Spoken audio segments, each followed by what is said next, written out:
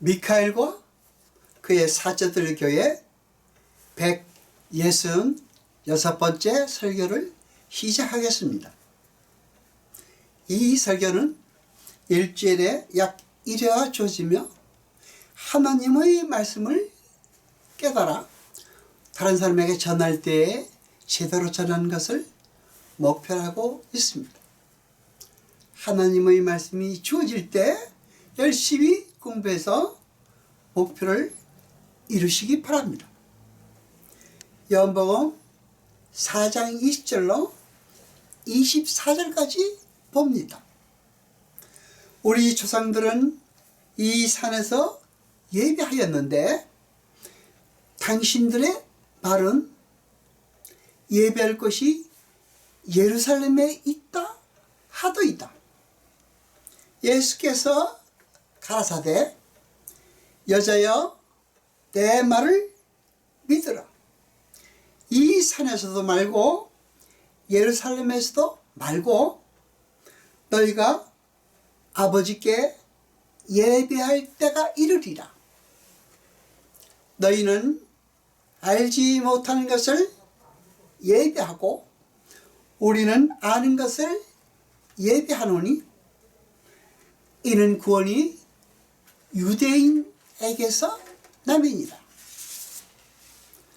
아버지께 참으로 예배하는 자들은 신령과 진정으로 예배할 때가 오나니 곧 이때 아버지께서는 이렇게 자기에게 예배하는 자들을 찾으시느니라.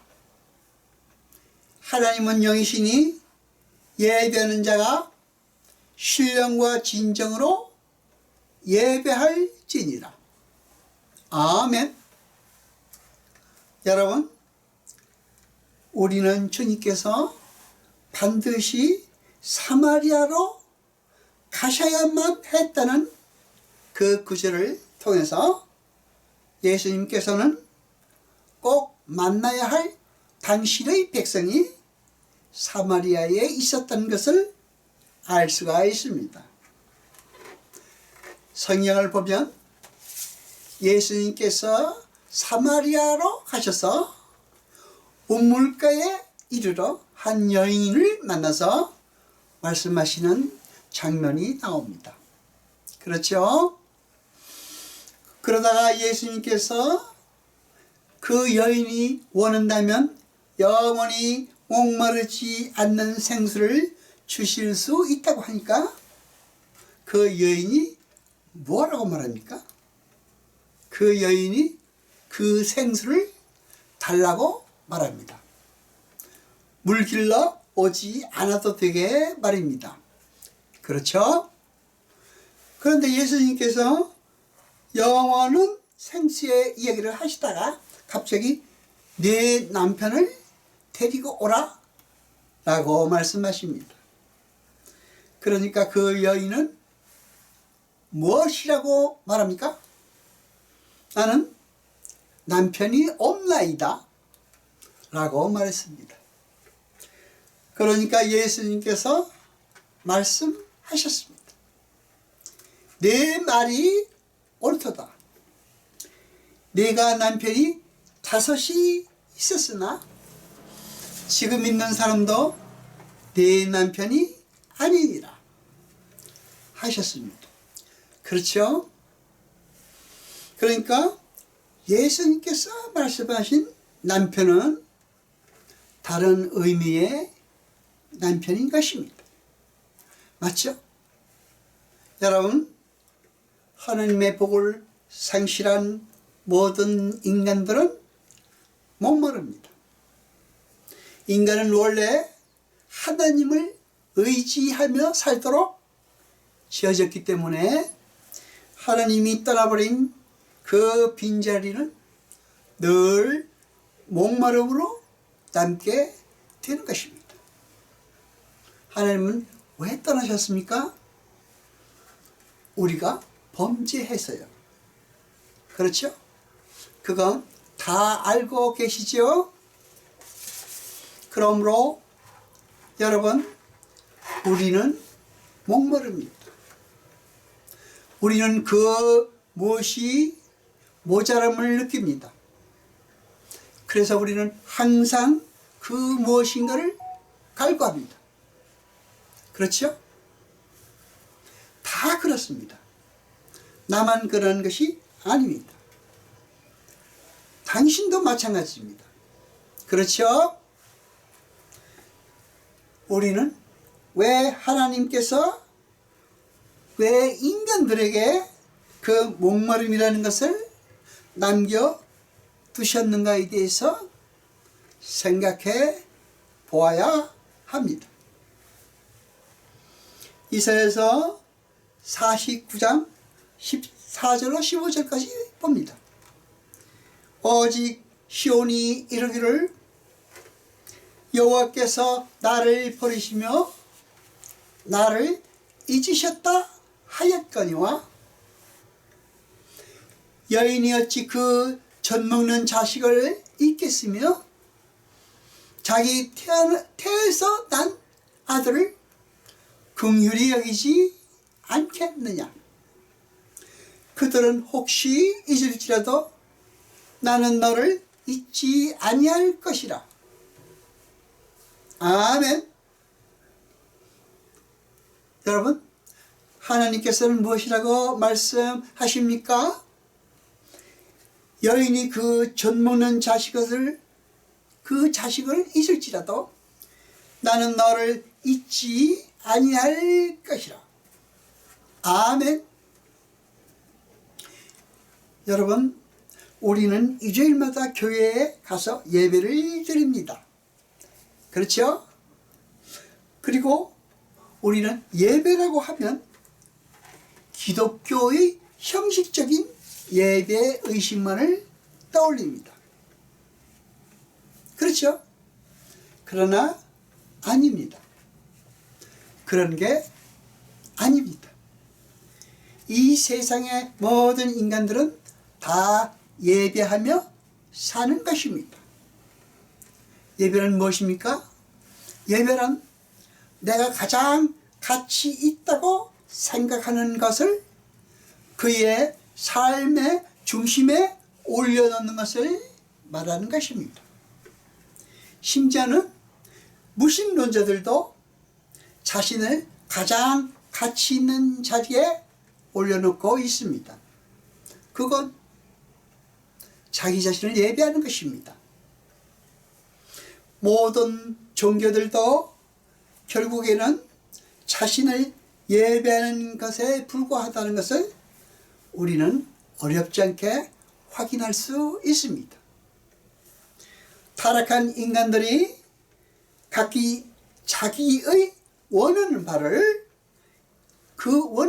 이루기 위해서 신의 이름을 부르며 예배의 형식을 통하여 신에게 예배를 하지만 결국 그들의 공통된 목적은 자신의 목마름을 해결하기 위해서, 즉 자기 자신의 유익을 위해서입니다.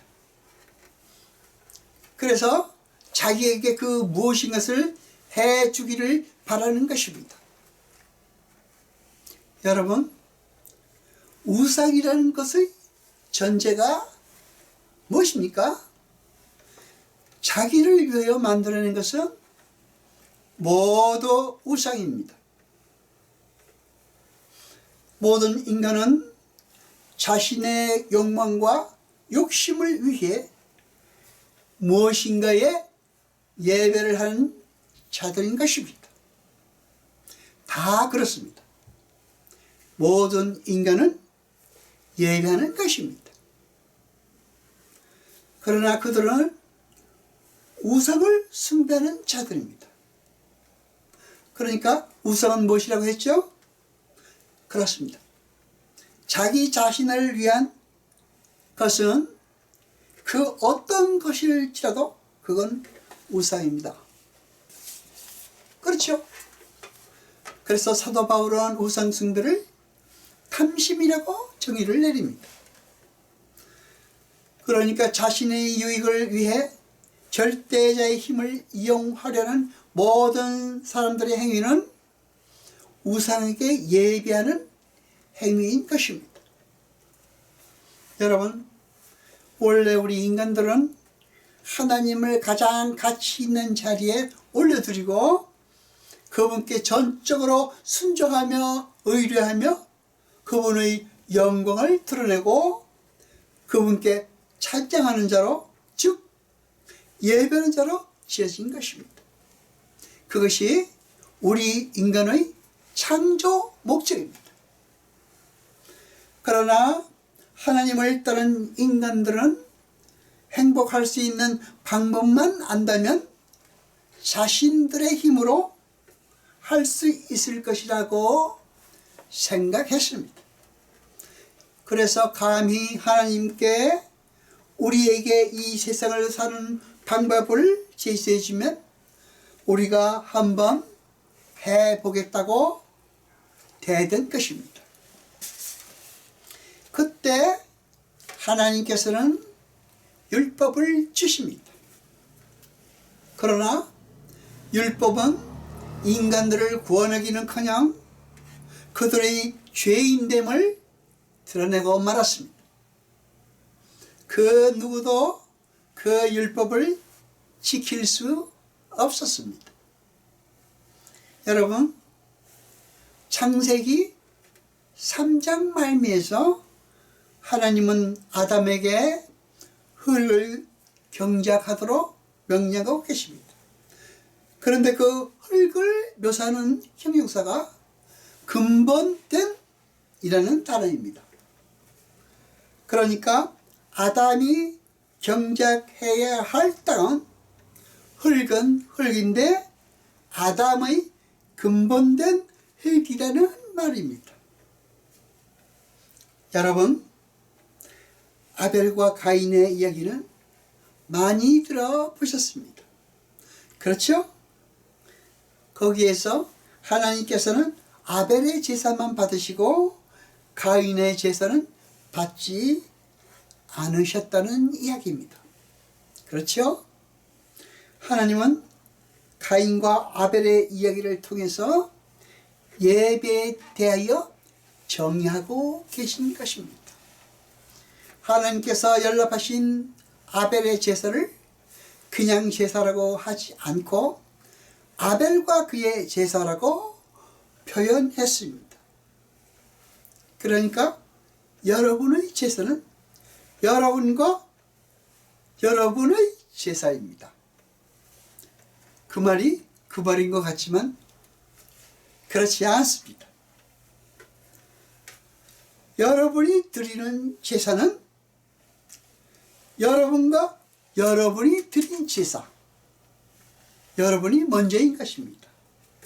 하나님께서 기뻐하시는 참된 예배라는 것은 자신을 우주의 중심에서 끌어내리고 자신이 하나님의 은혜 아래서만 존재할 수 있는 피조물이라는 것을 인정하고 그분의 말씀에 온전히 순종하겠노라고 나선 자들의 모든 행위가 바로 예배인 것입니다. 기도하시겠습니다. 여호와 아버지 하나님 거룩하시니여, 세세토록 영광과 찬송 받으소서. 말씀을 들을 때 깨닫게 하시고 우리로 진리를 알게 하소서. 이 모두가 감사드리며 우리 주 예수 그리스도 이름으로 기도드리옵나이다. 아멘.